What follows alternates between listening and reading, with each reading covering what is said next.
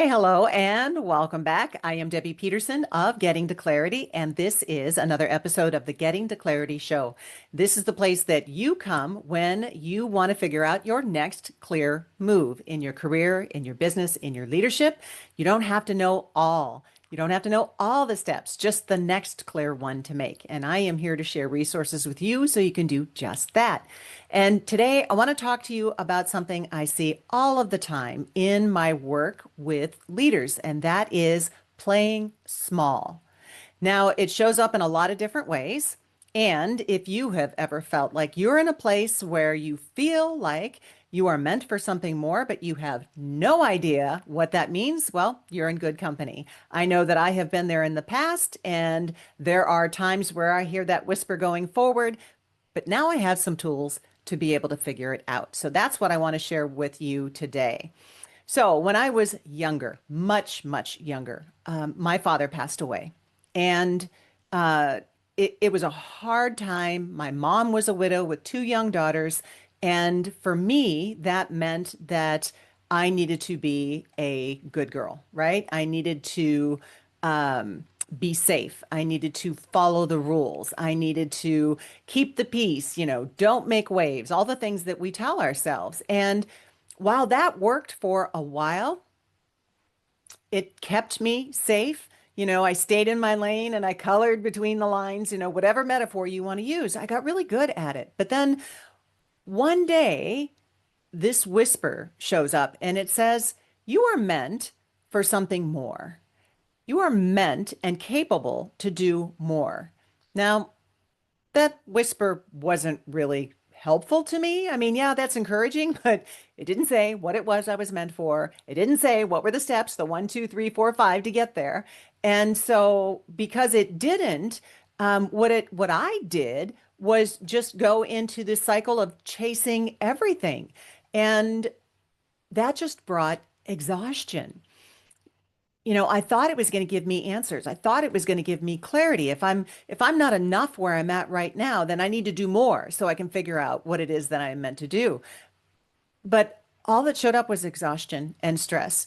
And eventually, what I call my cosmic 2x4 moment, that was just right upside the head. I am laid low and I hit the wall hard. And that was a reset, a hard reset, may I say, that I didn't even know that I needed. So, because when everything stopped, I finally had to listen. And that changed everything. It changed how I saw myself. It changed how I showed up. It changed how I used my voice.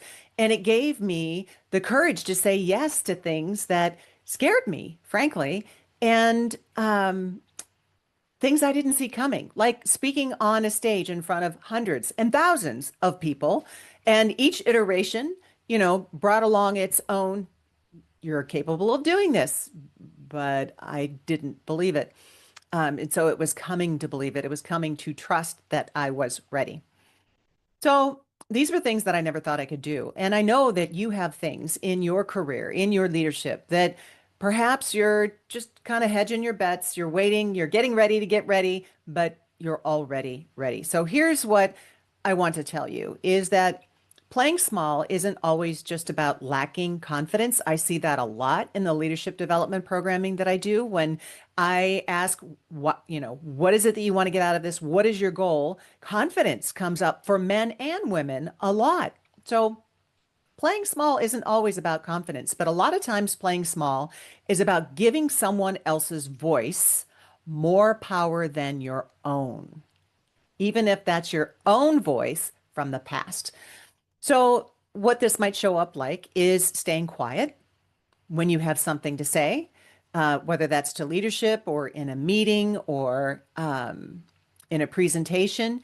It is not putting yourself out there to be visible. It is not applying for that promotion because you think you're not ready. Well, if you're thinking about it, you are ready. You just have to figure out how, and there are people and things to help you with that. It is editing yourself because somewhere in your past, someone has said, "Oh, you're too much. Oh, you're not enough. Oh, that's not what we're looking for." And you believe them.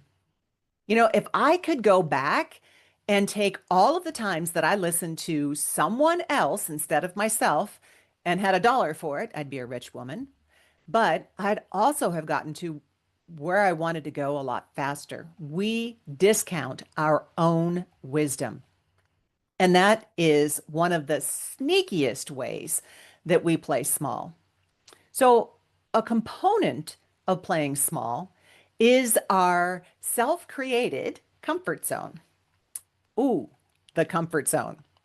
A comfort zone is kind of like that warm bed on a dark, chilly, rainy morning, and you just don't want to get out of it. It is nice and snuggle, feels warm, and you just want to stay there instead of getting out into the cold bedroom. But at some point, you got to get moving, right? You got to get out of the bed and you got to get moving. Well, it's the same thing with your comfort zone. It was designed to give you kind of a landing, to protect you, to help you rest and reset. But staying there too long, it stops helping. And at some point, it starts holding you back. So the comfort zone isn't bad. All right. It's not evil, but it has an expiration date. So it may have expired. Growth doesn't happen in the cozy. And the trick is to notice when something that once helped you has started to limit you. So, how do we go or grow from there? So, I have three C's of leadership readiness, and I want to share those with you today. A tactical tool, a practical tool that can help you move forward. So, it is about clarity, confidence, and courage. So, when you get clarity, you get clarity of direction, right? So, when you get clear, even when it's just generally you don't have all of the steps, but you've got an aim, you've got a direction you want to go, you stop chasing everything because you've turned and gone in that direction and you start focusing on what truly matters. So confidence grows with movement by the doing, okay? And on repetition, you keep doing. And if you've built confidence in one area of your life, well, then you already know how to build it in another area of your life. Let me explain that. We each have things that we are confident in doing. So confidence is contextual. It's not either you have it or you don't. You likely have it in another area.